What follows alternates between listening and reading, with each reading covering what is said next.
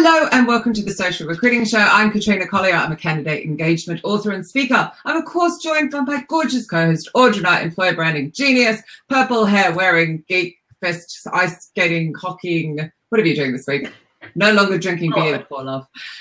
Oh, I'm very excited this week. Not only is it the last show of 2018, so we have a special guest, but this poor special guest used to work with me, the poor man. I'm so sorry about that. Glenn Martin, interim talent acquisition leader, all-round awesome human. Welcome to the Social Recruiting Show. Thank you so much, Kat. What an intro, Audra. It's great to be on the show. Seriously, the amount of times I've watched this show and now I'm on it, it's a wicked experience, seriously.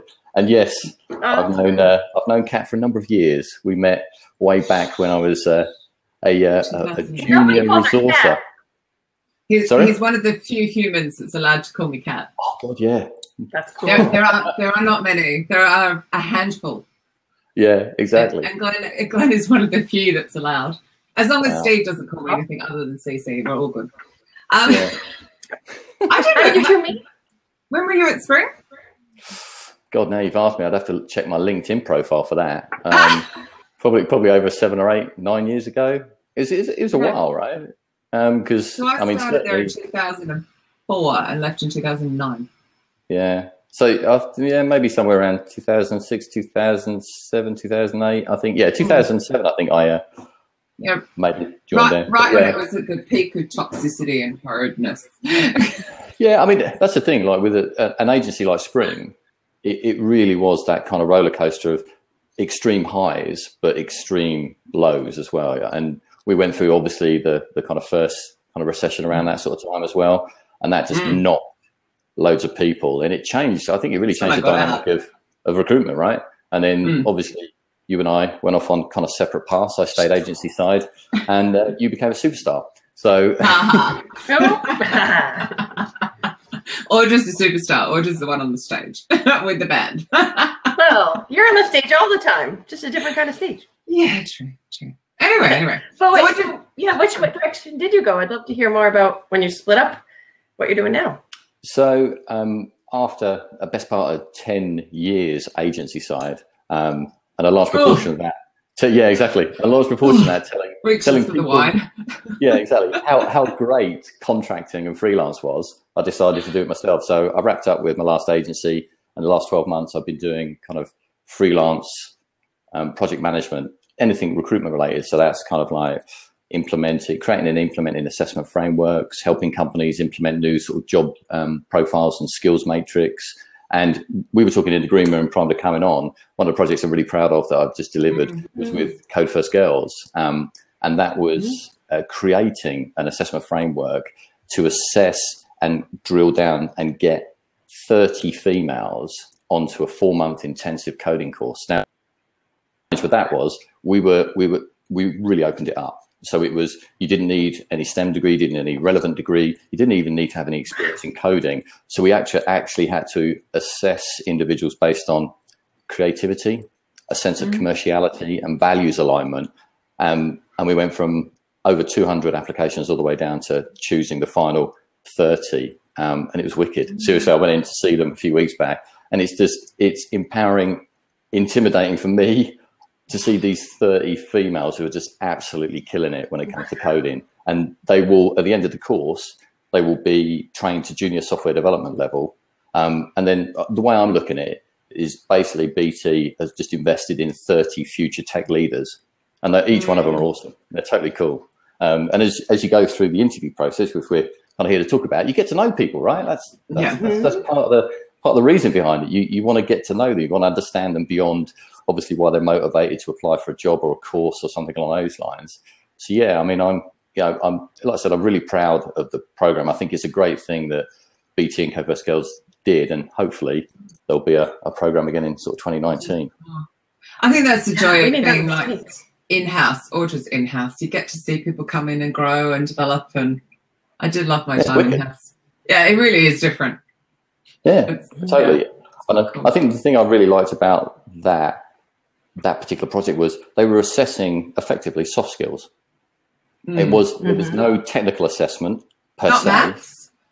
No. So, I mean, quite literally, the structure of it, we kind of gave them a few kind of tasks to do. So we kind of point them towards a part of the BC website and ask them to come back with ways of enhancing and creating a greater customer experience when individuals landed on that particular page. And then there was a piece around kind of values alignment and how their values and what they want align to, you know, the business. And some of the answers, like I say, just kind of blew me away, you know, just really smart, intelligent, and you just kind of think that's the sort of stuff you want to know, right?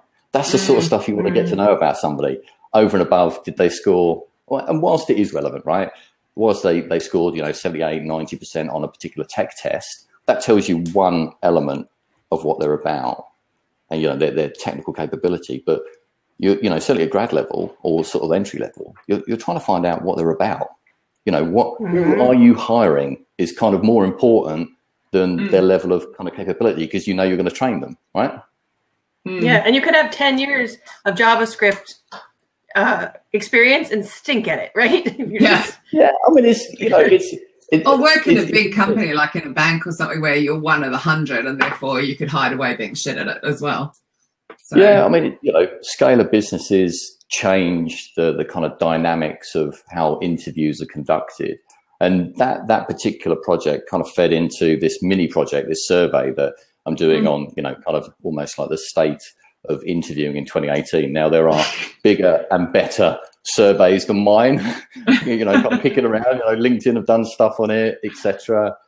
But, you know, in my own humble way, within the sort of community of people that I can access, what I wanted to do is kind of put together people's opinions and thoughts around interviewing, and then obviously just give that information back, right? I'm not going to use it as a promotional tool for me. I just wanted to collate it and just give it back to people to help them maybe think about what they're going to be doing going into 2019, because I think it's so important.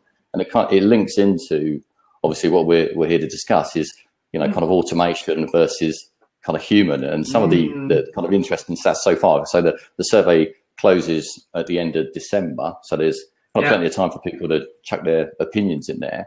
Is there a link sharing? Or? Yeah. I'll ping over a link. But you could some of the stuff, chat box. Yeah, we'll do. Some of the things that are coming through already are really quite interesting. So, you know, the percentage of people or companies that are already started with video interviewing versus those that are actually thinking about it in 2019. What parts of the interviewing and even screening process people want to automate, and the parts that actually they want to keep sort of human face-to-face. But really, I thought was quite interesting. I asked a question, let me just click into it here. I asked a question around, with regards to interview formats that you've used and kind of prep candidates for in 2018, how do you rank them? And face-to-face, phone and technical assessment were the top 3 so far. And cultural fit, an assessment for cultural fit was quite low. Yet I asked a question around poor hires in 2018, and over 50% of people said the reason for the poor hire was a lack of cultural fit and values alignment. And you just kind of like, well, you know, there's something in that, right? It goes back to them not being able to assess what their culture is and what their values are. Yeah, Matt Buckland's written a great blog around that, actually. Yeah, that actually a lot of people don't even know what their culture is, and then they're hiring for culture, and they A lot of people think culture fit is we both play the same sport, you know. Yeah. Actually, Steve just made a good comment on the side. Culture fit more likely. Oh God, sorry, I had a lot of chocolate today. More likability and manageability. It's not like drinking when you eat too much chocolate. It's dreadful. Yeah. I'll tell you one thing though. Is like I think interviewing is it's a skill, right? It's a real skill. It's not as easy as picking up a load of questions, jumping into a meeting and just kind of rattling. I'm horrible at it too. I'm absolutely the worst at it, because my gut will tell me, too. Oh, I like it, and I'll pass you over. That's why I only do first screen. Pass over.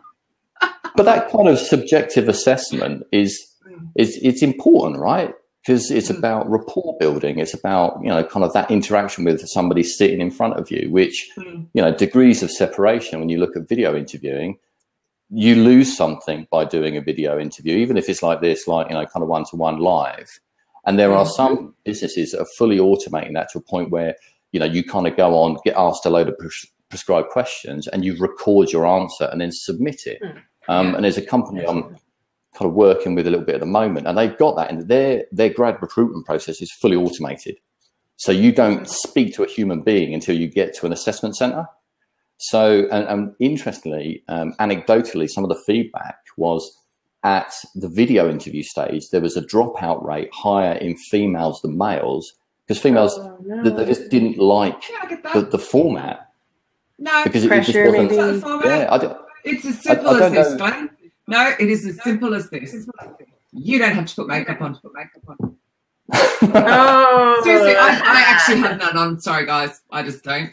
I put some mascara on, but every time I have to do a video for someone, I'm like, oh gosh, and I have to go in there and spend 5-10 minutes putting my face on. That's funny. It's a complete drag. And some women are even get stressed and have to do a lot of makeup. Some And it is that. And we are so judgmental of ourselves. So there'd be multiple tastes. I think a man is just like, Tris, for example, loves shooting a video up his nose. I don't know how much I'm like, up here, darling, up here. He's got one. But it's like, you guys will just jump in front of a camera because, I don't think you're so harsh on each other. So, yeah. So the question is, actually, I like the idea of video from a get up and go point of view. Yeah. Because people have to, I've got to really do this. So, yeah, sorry, Tris. I like your up your nose videos, really. But one thing I don't get is you said that like if you do a video interview like this, but it's live, not recorded. Yeah. How is that much different than in person? I do, because I work remote, so I do a lot of video chats, but you don't think they're as good? Perhaps it's a preference thing. Also, there's, kind of, well, in this case, I get to see that much of you, basically. I don't get to see all of your body. We have our pajamas on. And all totally. the things. And actually, when we ping straight on to a one-to-one like this, that, almost there is a lead in to the interview, which is when you meet somebody, when you kind of sit down, you shake their hand, or, you kind of intro in, start some small talk. And as an interviewer, I think it's important to make people feel comfortable. They're not in here, they haven't come to be interviewed and rigorously assessed to a point where they feel like their confidence is getting shattered. It's a process of actually you need to set almost like the surroundings for the interview and almost the tone through just being generally friendly and actually engaging. And often sometimes if you've got a 3:00 appointment to video interview somebody, boom, you're straight on. There might be a little bit of small talk, but actually you're straight into the Q&A. And I just think there's something, I agree with you in as much as the automation piece can be really time efficient. And I'm a remote worker myself, so I rely heavily on kind of video calls. But equally as well, I don't lose the fact that it's really important to meet people face to face in person as well. And I think that there is still a lot of value in that. If you're in that high volume space and you want to get down to at least a number, it's a tool for that, isn't it? Obviously, if you're in highly sought after, people are in demand, my God, don't send them that.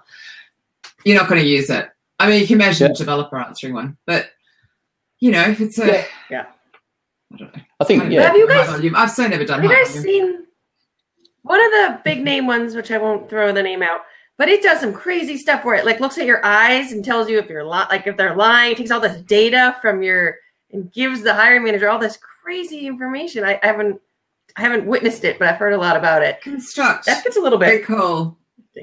In general, so if I'm looking at Glenn, he's construct that side, recall that side, as to which way the eyes go. But you've got to do some test questions, like say, what colour is your front door, so that and things like that to actually work out if people, because they could be the opposite. But most people, it's construct, recall, as to Yeah, there are those video interview platforms that do the kind of facial recognition piece and stuff like that, which I guess is fine if it's a situation like this. But if you're sort of saying to people, okay, cool, you can do this on the go and record your answers because it's really about your answers. And ultimately that facial recognition is bouncing around as you're kind of walking somewhere or potentially, kind of in a coffee shop or something like that. Hopefully you're not doing that. That's not a very smart thing to do. But it depends on the context, right? In as much as, if it's really just about the answers and their response and stuff like that, and actually the efficiency around getting that done and moving them through the process, then perhaps there's a little bit of a kind of compromise on the quality of the video itself. Because to Kat's point is kind of like, do you want to really sort of dress yourself up for a video interview, an automated video interview? Well, actually, no, if I'm going to go to that much effort and prepare myself, I'd like to speak to a person, please. So, there's that duality. But I do think certainly when it comes to volume recruitment and grad recruitment, there is a lot of value in the kind of automating parts of that process, as long as the automation and the actual, the workflow of it is really communicative and actually really sort of engages you. Because, certainly if you've got, I don't know, over 800 applicants for a grad program, that's a lot of interviews to do. And automating it makes a lot of sense. And obviously you can screen through and ultimately re-review answers. Because as a human being, right, if you've got a whole day of interviews, well, I don't know about you, but certainly if it's going past 3 o'clock, man, I'm on a downward trajectory. Seriously, you are not getting a great Glenn Martin from 3 o'clock onwards. You're getting a caffeinated Glenn Martin, as opposed to the guy that you probably would have met 8, 9, 10 o'clock in the morning. And I think that doesn't happen. They say that about parolees and stuff as well. Depends what time of the day they go in front of the board as to whether they'll get released or not. Same kind of thing. I heard about that. Yeah, because it's to how tired people are, and whether they're morning people. Horrible. I know. So I think in that respect, I do think it has its place. And I think also, again, if you're looking for like someone who's going to be working remotely and you want them to be quite independent and driven and self-starting and all those cliches I've just thrown at the world, it could be quite good for that, because they've got to get up and sit in front of the camera. Yeah. So. Yeah. I mean, like you say, there are pros and cons for both. And I think if you're looking at time efficiency as a particular need for your business, then, it is very time efficient. And ultimately as well, I think, if you look at manually doing an interview and recording that data, as opposed to it being done digitally and then you being able to re-review it, I think that's a lot more time efficient. You will probably, certainly some companies outsource that, don't they? They outsource the actual reviewing of the video interview, and ultimately they'll get back a pass or a fail. No. Yeah.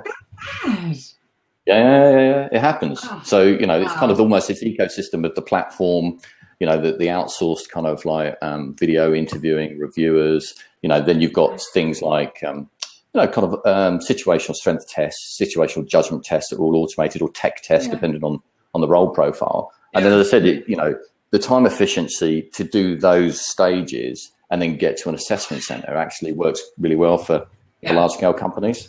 But there is an element of, sorry, Steve Levy's comment, let's outsource the review videos to the same offshore that handles customer service for phone companies. See, that's where my head went. That's where my head went, right? I'm sorry, but you say that word, I'm gone. Yeah, totally. So I'm going to change the subject a little bit to something else that's in automation, though. So as you know, I got interviewed on the BBC about text messaging like actual initial interviewing, like not even ever having a conversation.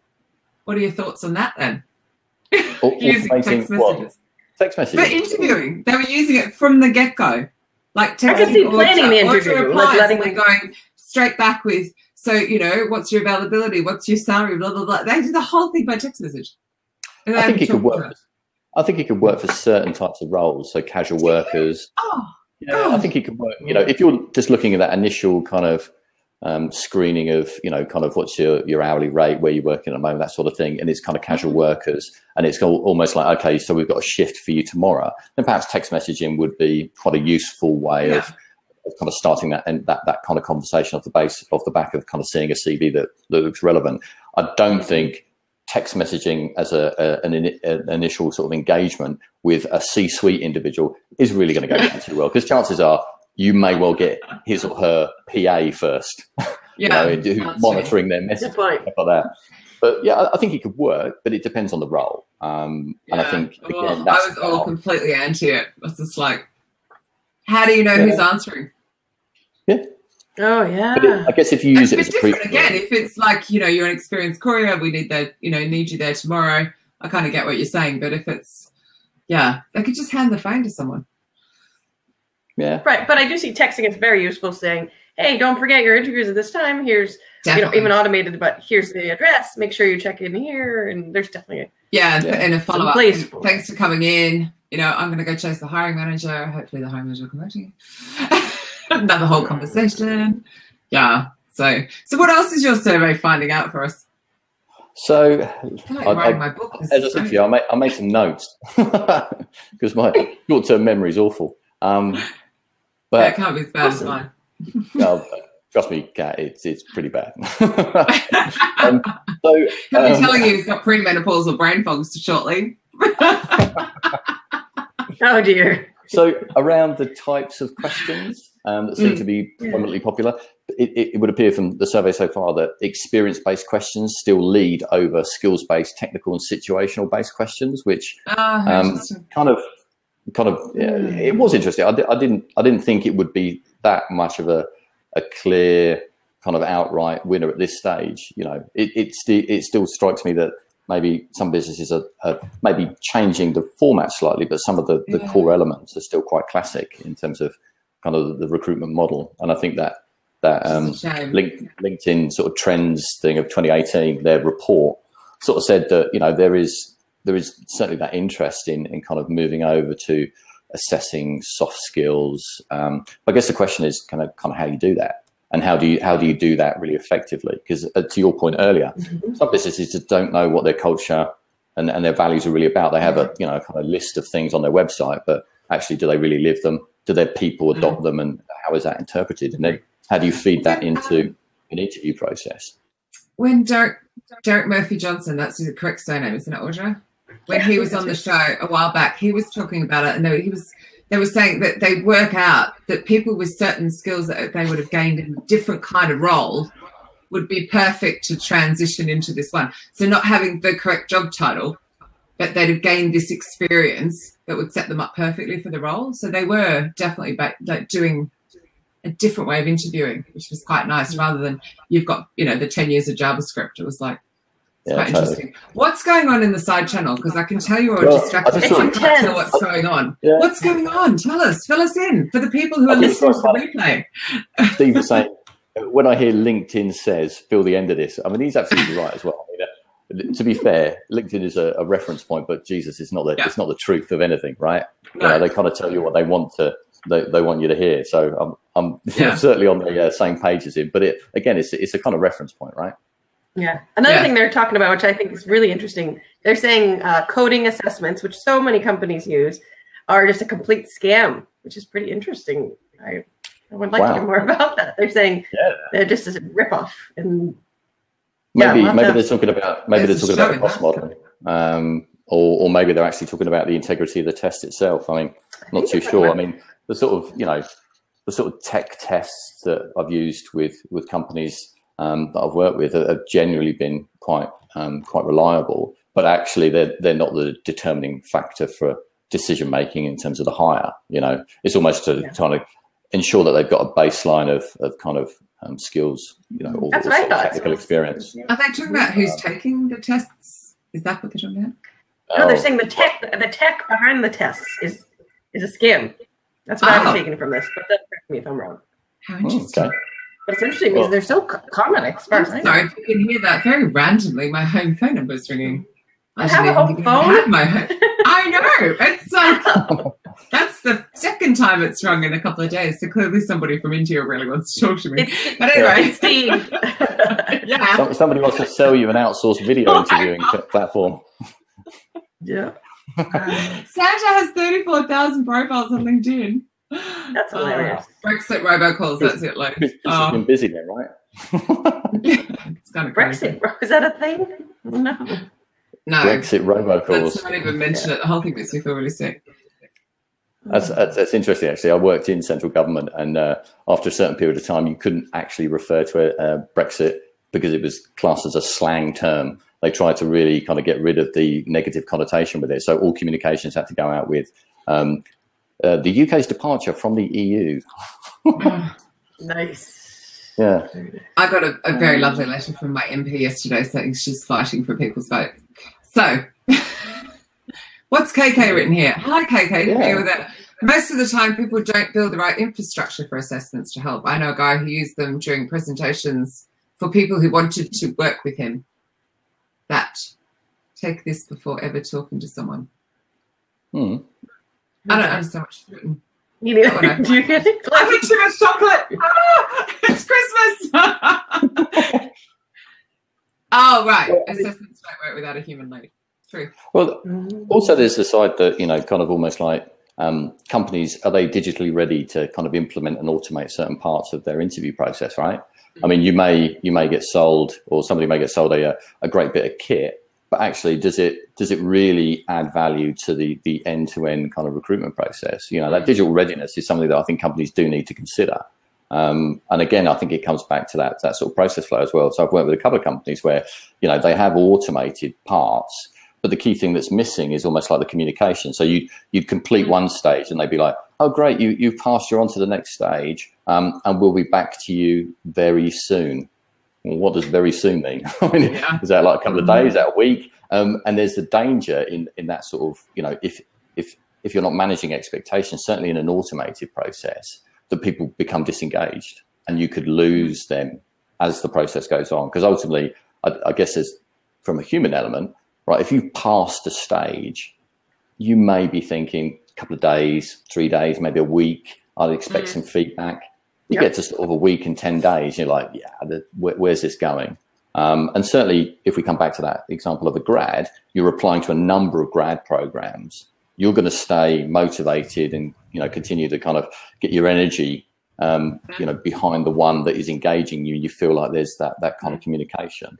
And I think that is important. When you think about automation, it's kind of like... That's where the automation should be, right? I mean, I just think, like, every time I go to Blackheath train station now and I'm standing there and it tells me exactly when the train's going to arrive, when the train is going to stop at all the stations, it will tell me how many carriages it is so I know where to stand. And now it even tells me which tube lines are screwed up or not. Yeah. And you're just going, that's just the normal board telling me all that information, giving me all of that certainty, all of that clarity. Now, if my shitty little train company can manage that, why can't we manage that in the recruitment process?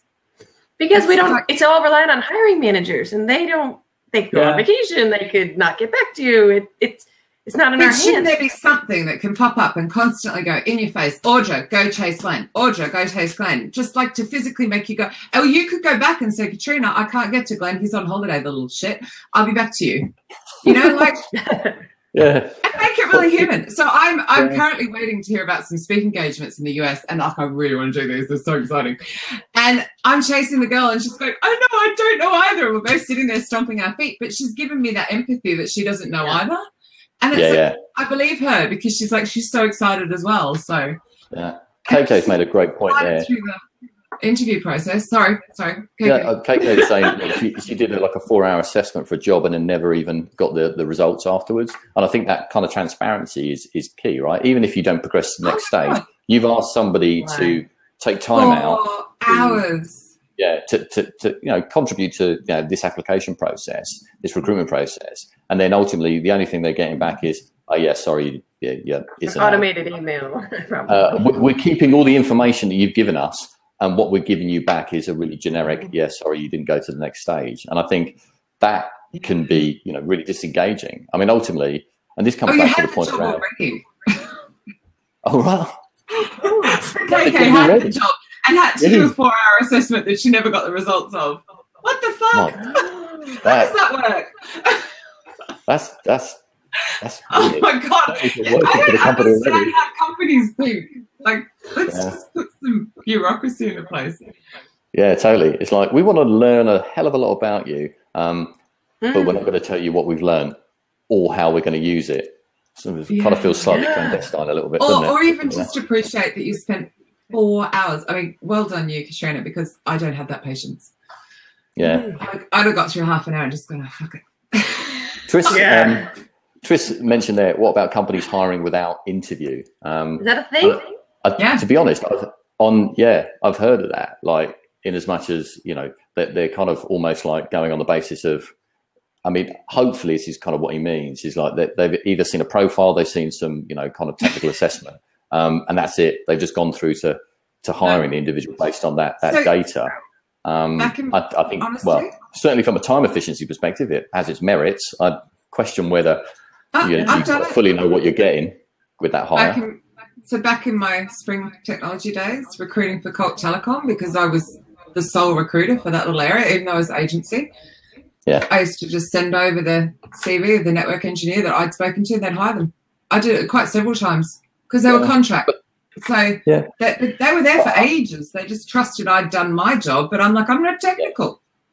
Yeah, but the point being, ultimately they can see the CV and see obviously what, kind of skills and experience that individual's got.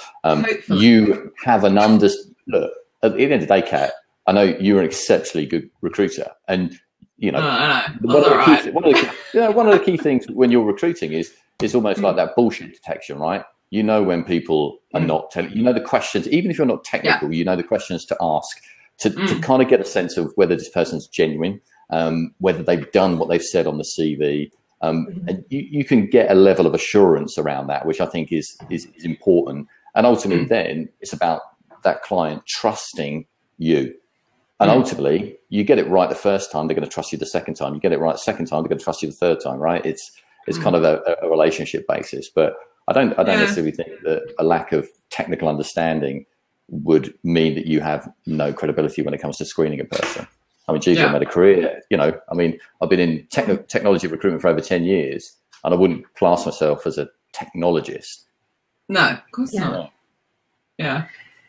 And if you're not doing the interview and you're just looking at maybe their resume or whatever you're looking at, then where's the culture fit piece? Yeah, exactly. And that was my point with Tris, is like, you could hire on the basis of some data, but you don't fully know what you're getting in terms of the person. And I guess it's, unless there's an extremely short probation or a long probation period, or, a very short kind of notice period, because there might be a bit of churn in that if immediately people come on board and they're not that kind of culture fit, which is so important. Certainly in smaller companies, you may be able to hide a little, well, not hide, but it may not be as evident in a large scale enterprise business, but certainly a small startup of anywhere between 2 to 3 to 20 people, that's going to be immediately evident whether that culture fit and alignment is there. And I think that could be quite risky. But one point I think we kind of touched upon is, when you think about automation, sometimes some companies are doing it because they don't have the in-house capability to be able to rigorously interview. They don't maybe have, in-house recruiters with that level of experience. They don't have hiring managers with experience of, interviewing. So it's often safer to automate it and maybe outsource it. And certainly from almost like a compliance and regulation perspective as well, it gives them a level of assurance. So that could be a reason why companies look at it, Trish is throwing all sorts of bombs over here on the right. Culture fit does not come out in an interview. I agree. Well, I guess, that's his experience, right? And I think, I agree, because we're all on our best performance. We don't let on how we really are in interview. Yeah. Well, I guess, it's what you implement into the interview to try and get a sense of that person's, kind of cultural alignment. So if you're talking about their kind of values, their motivations, you may be able to sort of, get a sense of what they're about through their personal interests, something along those lines.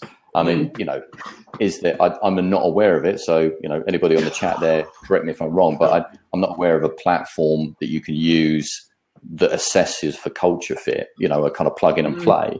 So part of that has got to be about, and it comes back to that point of being quite a skilled interviewer.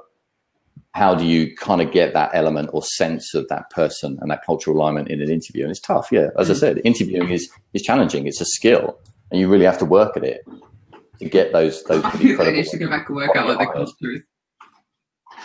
Yeah. So of course, Steve, of course, is reminding us of the Mayans and the Incans down the chat channel. I don't know. Yeah, I mean, I do think it's one of the worst, the worst parts of the whole recruitment process. It's just not good at it. What's that? Interviewing. Yeah. I mean, it's, like I say, it is a skill. And I think, if you can find a combination of maybe automation and that kind of human element that really works, great. But I guess it starts with the question of, how do we want to hire? What are we hiring? And equally as well, let's not forget the flip of what do we want people to experience about us? And it comes back to KK's point there, which building culture attractors and building almost an interview experience that attracts based around, those kind of cultural elements. So I think there's ways to kind of look at it. And I think, it's my point being, interviewing is so important. It shouldn't be looked at as just, another part of the recruitment. It's so fundamental. You have to get it right. Yeah. You have to really put the effort in to get it right. I think so many companies too, they take someone that's really good at technical, maybe they're a senior role, and then they make them a manager, and then they just say, go on, you're a hiring manager now. Yeah. And, like, where's the training for the baby manager? We have training. Yeah. And some companies do. We do, but a lot of times, like, Sewing room is a woman for that. Sewing room. Yes. Train baby managers and difficult conversations, and she's awesome at that. So Benji just wants to be here today. Yeah. Well, Steve's gone caps lock on us. There is little evidence that culture fit questions assess more than likability and manageability. I see it's that a fair too. point. It's a fair point. But at the same token, I guess it shouldn't stop businesses trying to find a way that works for them. You know, because ultimately, how do you find out what works and what doesn't work, right? I mean, he's got a point, definitely. But at the same token, I don't think that should stop people trying to implement that and you know, experimenting with elements of, you know, trying to question around culture and how that could be implemented into, you know, part of the assessment piece. You know what I mean? Yeah. I kind of love what Katrina's talking about, though, that just let us just show what. Don't mind me. I am here somewhere. Show what it's like to work there. And then people can choose to opt in or opt out. Like, just literally go, this is what we're like. Like, not even putting on a performance. But I saw Audra also write, of course, you know, it depends on your company. Some of them don't like the realness. But I just think that would stop people leaving after 3 and 4 months as well. When they go, oh, my God. Yeah, I've gone out of the frying pan into the fire. Steve's back in again. Why else have HR? Which is an interesting point, actually. So on the survey, over 50% of respondents, I think it's more 60% of respondents, do not have a member or any input from HR through the kind of recruitment process. So I was curious to know what you guys, certainly Kat, when we were thinking about disrupt HR, right? You know, if HR are no longer part of the interview process, is that a plus? Is that a minus? You know, where do you see it? Yeah, what sort of HR are we talking about? These fantastic ones that now partner with the business and really add value, or are we talking about the police? So I think it actually comes down to the individual department and how amazing. You know, I'm thinking of like Kelly Hartman at Flywire, for example. I'm sure she's heavily involved with the talent acquisition because she's amazing. Yeah. But how many companies do you think have somebody like that in their business? Not as many as I'd like, but that's what Disrupt HR's but that's the point. So it was interesting to me that, you know, a large percentage of these, you know, the respondents have said HR are no longer part of that process. They're not involved. Whether that means that, you know, kind of HR have no input, or they're kind of almost like, you know, setting some frameworks and then they step back and let, you know, kind of recruitment and the business, in-house recruitment and the business actually, you know, sort of drive that. I don't know. I do think in-house recruitment should be a separate function to HR if HR is the policing department. I do. And the policy and the, you know, the payroll and it depends. It really depends. I think they're so different. I don't even see how they are very. I mean, I sat with the team at HR this week, and they're all at Fox, and they're amazing, like really dynamic individuals. But it all depends on how the setup of the company is. So maybe you've got a lot of small companies answering. Yeah, I think so. I mean, I think, you know, the average kind of size of the businesses are, you know, kind of startups up to sort of 250, 500. So I would imagine some of those startups can't afford or don't need a HR person immediately. You know what I mean? And then obviously certain processes are created, certain functions are created, and then HR are not really part of that as it scales. But, you know, at a certain tipping point, every company is going to need to have a HR representative, right? In terms of sort of scale and kind of back to that piece around sort of compliance, etc. One question I asked, which I thought, I don't know whether I put it in there or not, because it's a bit kind of subjective, but I was like, you know, typically, how many stages do you have in an interview process? And the predominant number was 3. So I was just kind of like, okay. Maybe it should be less. Yeah, well, I don't know. I mean, whether that's does that mean a pre-screen hiring manager panel? Again, it was and a then very like a team. broad, it's a very broad question, and I kind of, and somebody commented on LinkedIn one of the posts last week And he sort of said, well, it kind of depends on the role, the sort of level of seniority, et cetera, et cetera. Kind of what's your view? And my view was, well, actually, it depends, kind of if those three stages is one slightly informal, because, ultimately is one of those kind of like an intro coffee meeting to give that individual a bit more information about, the business and kind of get, that human kind of element, that interaction, and then two formalized sort of stages when that person's bought in and wants to apply? Or is that three rigid stages of assessment before, kind of a potential decision is made?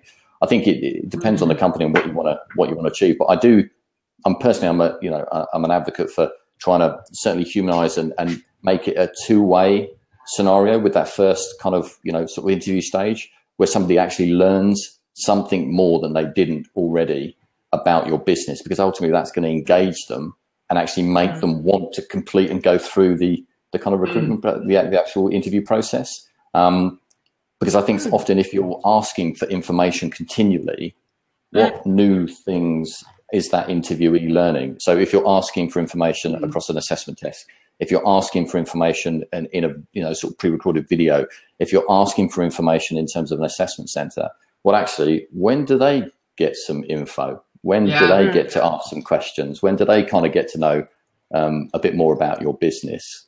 And I think that like what Lee's written here, because he's written, once a candidate is interviewed by multiple people in the department, I always suggest they bring the candidate back in for half a day or so to hang out with the people in the department they'd be working with, then get everyone's feedback at the end of the day. But they would also then get a whole idea of whether that environment's right for them. Yeah, I think that's a really cool idea. I think it's a really good way to approach it, because ultimately, you want to, regardless of the interview process, you want to sort of see how that person kind of adapts to the environment, how they interact with people. And, you want them to get a sense of, hey, this is what we're about, right? Irrespective of the maybe slightly more formalized process you've just gone through. This is us.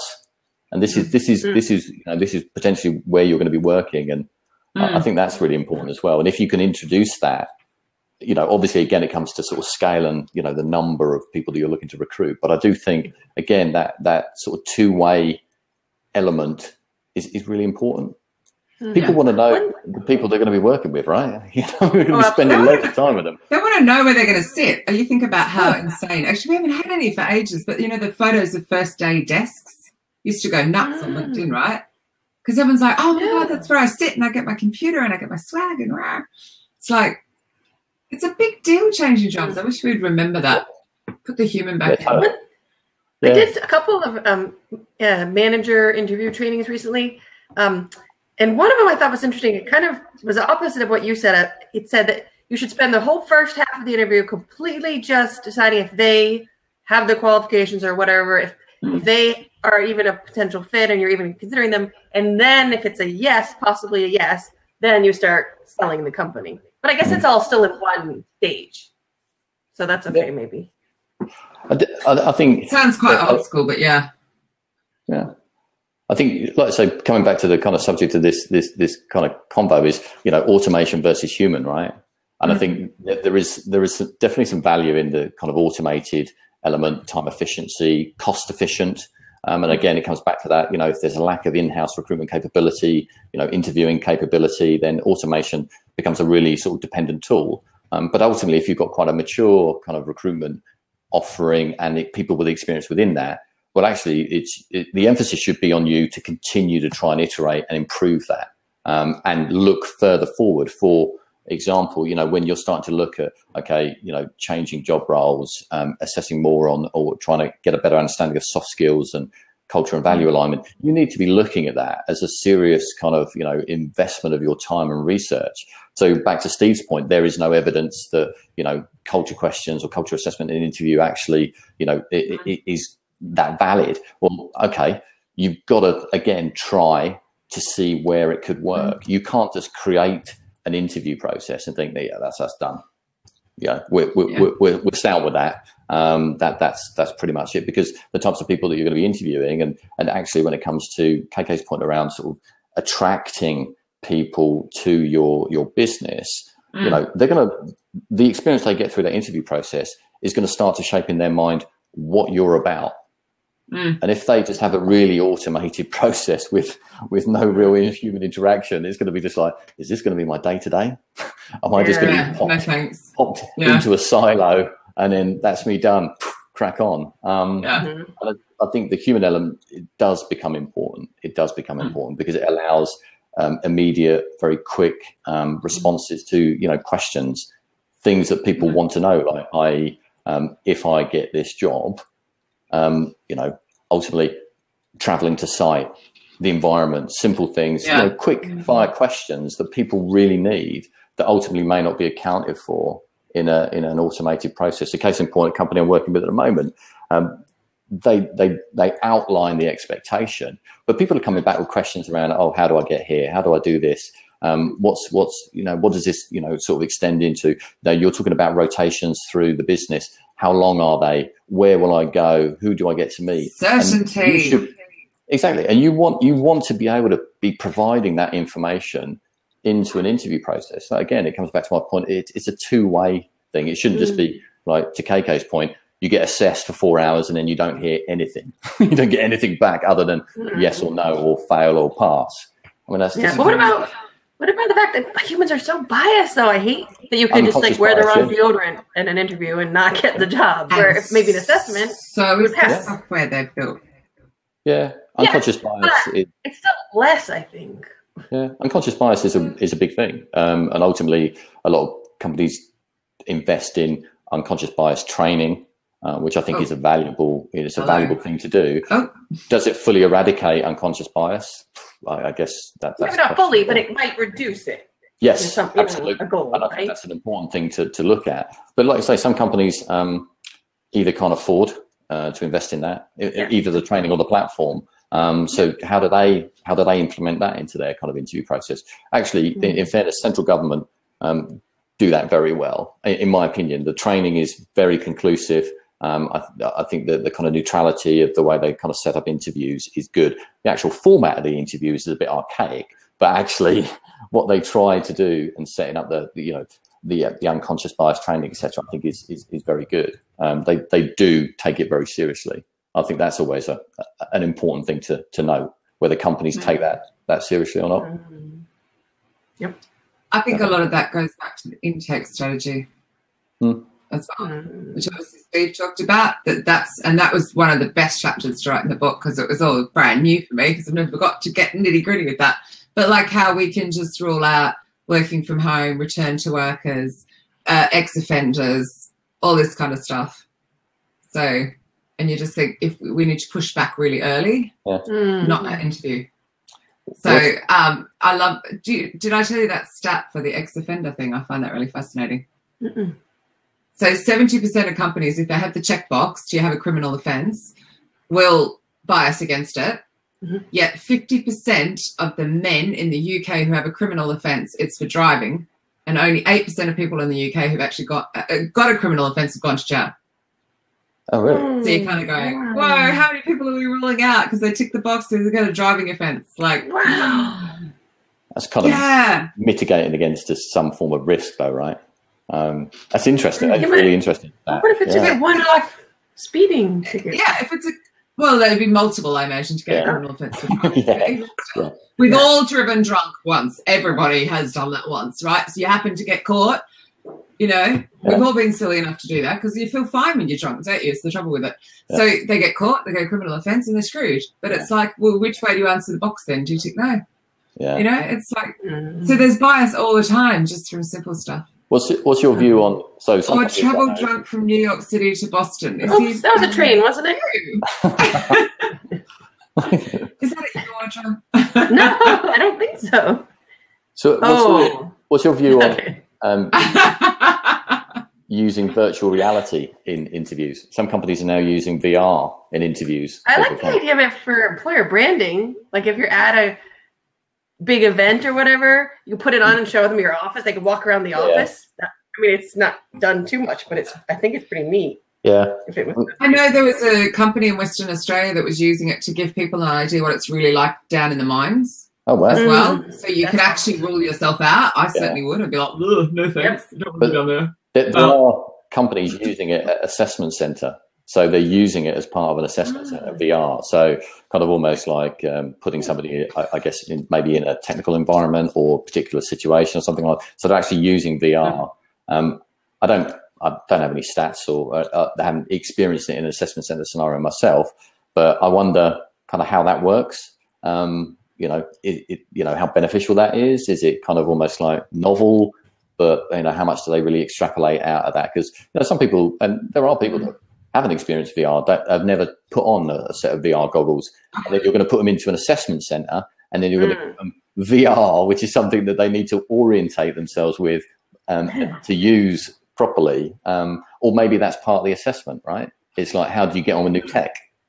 Yeah, that freak you out. Yeah, some people like old stuff and they want to stay with the same thing. Some people are like, that's cool, let me try it. And that is interesting to know, depending on what your company is. It could be either. So yeah, I mean, it's, you know, I think it's another prediction of a kind of trend for sort of 2019, maybe even into sort of 2020, around using VR as part of the kind of interview assessment center kind of scenario. So it'll be cool to kind of keep tabs on that and see how that rounds out. Yeah. See I feel like that's been a buzzword that's been around for years, though.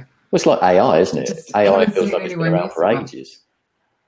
Yeah, everyone's doing that right now. Yeah, and it's kind of like, you know, it's kind of another buzzword, but you know, the actual kind of adoption and continue using the utilization of it doesn't seem to be, you know, widespread. You know, or blockchain. I still have no idea what that is at all. I'm not gonna lie. Yeah, I mean, yeah. Isn't it cryptocurrency? Whenever I look at it, I always seem to end up on some dodgy website, and I'm like, I don't know what this means. Yeah. And I freak out and go. But yeah, I mean, you know, it's kind of, I think again, it's part of that point of, you know, it's our responsibility to kind of research and see if these are potential valuable tools that can create an experience for the interviewee, whilst kind of effectively giving us information and data back that's relevant, that we can use, as opposed to, you know, just kind of like, you know, sticking on a pair of VR goggles and how do they orientate themselves with it. But again, it's the interview process you do need to continually invest in it. And I think one thing that, you know, always interests me is the capturing of feedback after the interview process. You know, so some stats will be like, oh yeah, you know, 60% of applicants were really happy with the whole interview process. By any chance, were they the 60% that got hired?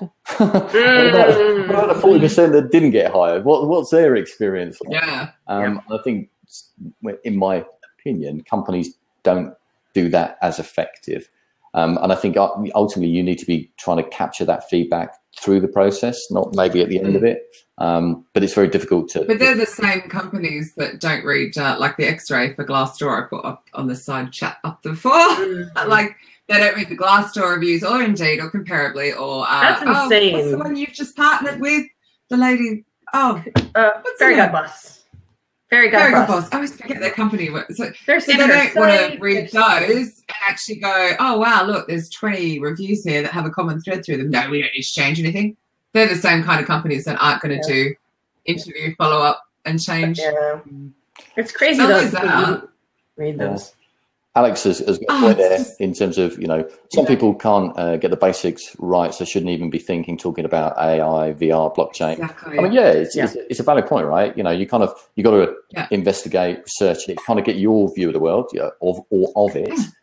It's not necessarily the only view, but kind of investing time to learn is you know, I think it's a valuable sort of pastime. And you know, certainly if Alex has got any kind of baseline idiot guides or kind of links and that, you know. I saw one. Someone posted it on Facebook. Definitely. I don't know if it was a joke though. It said the idiot's guide to blockchain, but I don't know if it was a joke or serious. But I was like, I might read. But look, you know, I mean, it's kind of. I think I need that one. Admitting that you kind of got a baseline understanding, or you want to learn more. There's nothing embarrassing in that. You know, it's kind of like that. I think a lot of that will then come back to recruiters saying that they don't have the time in their day to do that. Whereas I, of course, think that they should do that. Well, it's about making time, right? It's important to you. I mean, I think, you know, as is the... If you want to robot-proof yourself. Yeah. I guess it's kind of, you know, I look at it from the point of view of, in Kat, how many people do we work with at Spring now that we know now that are still in recruitment? There's not many. There's a small kind of community of people. And I think those individuals, you know, they've stayed relevant or have continued to progress in that particular, in our industry by being curious, learning, and continuing to kind of look a little bit further forward than the people that just wanted to work in transactional recruitment and just earn a shed load of money and then move on. And I think, back to Alex's point, it is your responsibility to learn, to kind of stay relevant and then feed that into your day to day. I think it's important. And thankfully, we also now have the Blockchain for Dummies guide. Blockchain for Dummies. Cheers, Steve. Here we go. Thank God. So, 5 minutes to spare. There's some awesome Christmas reading. Just quickly before, obviously next week we're not here because it's between Christmas and New Year, or whatever you guys call it over there in the US. It's politically correct. However, over here in the UK, it's Christian country. So Merry Christmas, one and all. Yes, Steve. Before you jump down my throat. In the new year, we come back with Matt Audra. Is our first guest of the year on the Friday the 4th, or whatever the Friday is. Super excited about that as well. Yeah. So hitting off the year with a bang. So we're talking about content strategy and the fact that he talks to hundreds of TA leaders, and he was saying quite a few of them don't have one. They do it, but they don't have like a real strategy behind it. So it'll be. He's a super cool guy, Matt. I really like his podcast. He's great. Yes. And he gets some really great. Not as great as ours, but it's great. Well, yeah, comparably great. Joke. But he gets some really, really, really cool information out of people. He's a great interviewer. He just lets people talk, and I think that's really wicked. So yeah, I'm looking forward to tuning into that one and sort of seeing what he's got to say. That's for sure. Awesome. Where do people find? For us can you throw out your website? I was checking it out before the show. Was it your name or no? What was the website? Yeah. So, I mean, I'll flick some links if people want to kind of have a look. I mean, it's a starting point, just in terms of it's more like my blogging site, to be fair. And then I'll just kind of wrap some kind of work-based stuff around it. But yeah, I'll flick it into the GlennNetworks.com. Yeah, that's it. Yeah, GlennNetworks.com. And then across all social media channels, LinkedIn, Facebook, Instagram. I know some of the guys, I mean, some of these names are familiar, like Tris and Mark, obviously, from numerous events. Obviously, Tris's kind of growth hackers FB site and group and stuff like that. So you'll be able to find me if you look hard enough. But listen, thank you to you two for inviting me on the show. It's been such an awesome experience. Thank you so much. It goes fast, doesn't it? It's just it's been really great fun. So thank you. Awesome. Yeah, thank you for all of your insights, and obviously for making sure that you've done something before the show and brought it on. It's been really interesting for us all as well. So we're going to talk more Nirvana after the show. Totally more Nirvana. I want to see Audra throw her guitar in the air. Oh God! Oh God! yeah, totally. That's a Christmas gift to me. I want a video of that. What's the band's name, Audra? It's a secret. Oh, really? Is it a really rude name? I'll ping you separately. It's a long story. Sounds good. That's really intriguing. Anyway, bye everybody. Thank you for being an awesome part of our 2018, and we shall see you in the new year. Yes, thanks again, Glenn. See you later. Thanks. Bye. Bye.